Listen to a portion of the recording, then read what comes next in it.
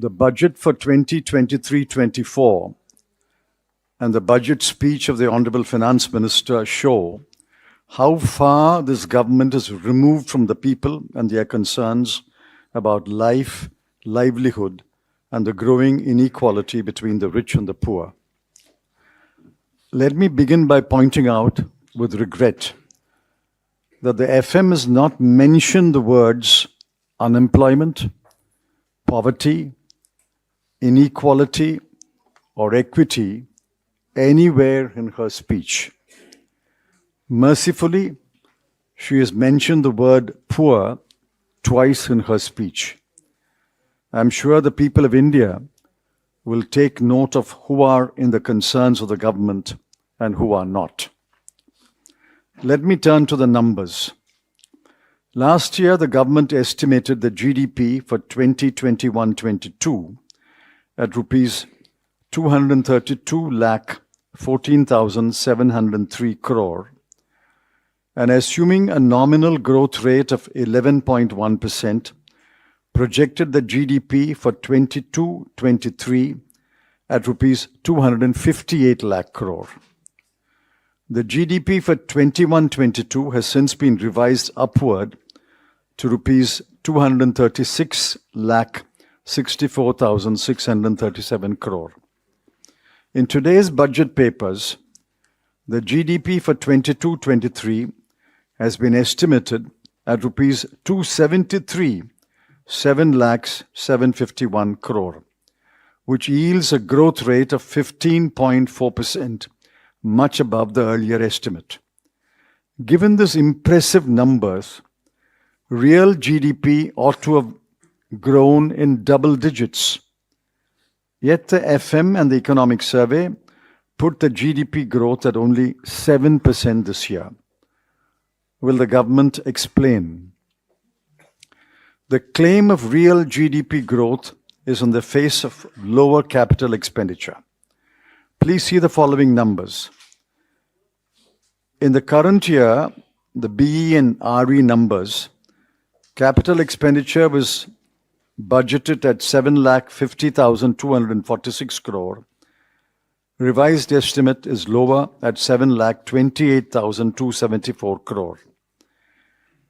Grants for creation of capital assets was estimated at 3,17,643 crore.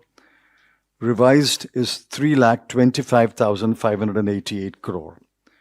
The effective capital expenditure was estimated at 10,67,889 crore, but revised downwards to 10,53,862 crore.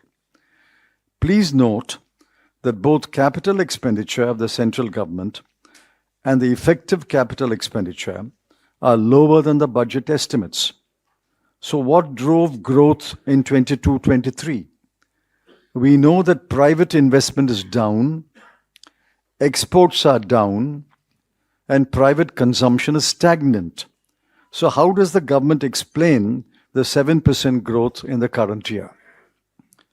Besides, in 22-23, the growth rates in Q1 and Q2 have been estimated at 13.5% and 6.3% respectively. So we already have 9.9% growth in the first half of the year. If the whole year will only yield 7%, does that mean that Q3 and Q4 will record growth rates of only 4 to 4.5%? For the whole year, therefore, quarterly GDP growth rate is sliding. 13.5, down to 6.3, down to 4.2, and then eventually down to 4.0. There are other numbers which are disconcerting. The lesson to be drawn is that the government is not spending what was promised on key schemes. Now, I've given the numbers in the BE and the RE. Just look at the numbers. Agriculture and allied activities, 83,521 crore, down to 76,279 crore. PM Kisan, 68,000 crore to 60,000 crore. Education, 104 1,278 crore to 99,881 crore. Health, 86,606 crore to 76,351 crore. Social welfare, 51,780 crore to 46,502 crore. Urban development, 76,549 crore to 74,546 crore.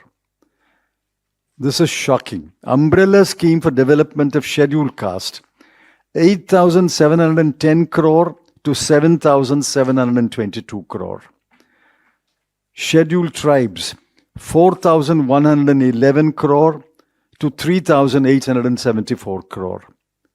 Minorities, 1,810 crore to only 530 crore. And other vulnerable groups, 1,931 crore to 1,921 crore. Now look at transfer to state. What was promised was 3,34,339 crore. But what will be transferred is only 2,70,936 crore. Where have the remaining 64,000 crore gone? No taxes have been reduced, except for the small number who have opted for the new tax regime. No indirect taxes have been reduced. There is no cut in the cruel and irrational GST rates. There is no reduction in the prices of petrol, diesel, cement, fertilizers, etc. There is no cut in the numerous surcharges and cesses which are anyway not shared with the state governments. Who has benefited by this budget?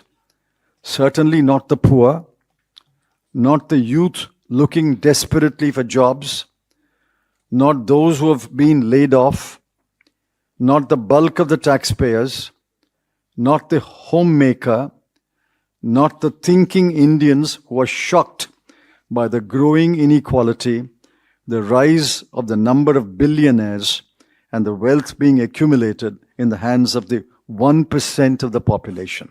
And certainly not you. You have not benefited by this budget. This much is clear. The government is determined to push the fortunes of Gift City, Ahmedabad, at the cost of other commercial and financial centers. The government is also determined to push the new tax regime, for which there are few takers for a variety of reasons. Besides, making the new tax regime the default option is grossly unfair and will rob the ordinary taxpayer of the meager social security that he may get under the old tax regime. The Economic Survey listed all the headwinds that the world and India will face, but did not offer any solutions to face these headwinds. The budget speech did not even acknowledge the headwinds. The government is living in its own imaginary world. 3 stark facts are acknowledged the world over. 1, world growth and world trade will slow down significantly in 2023. For India, it will be 2023-24.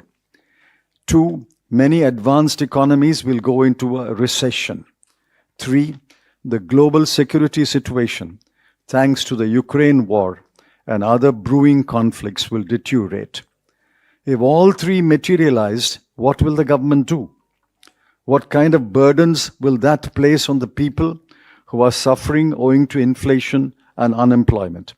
There were no answers provided either in the Economic Survey or in the budget speech. This is a callous budget that has betrayed the hopes of the vast majority of the people. अब खबरें पाइए सबसे पहले हमारे mobile news application पर। Android या iOS platform पर जाइए, HW न्यूज नेटवर्क को सर्च कीजिए, डाउनलोड कीजिए और अपनी सुविधानुसार भाषा का चयन कीजिए। खबरों की भीड़ में अपने काम की खबर पाते रहिए।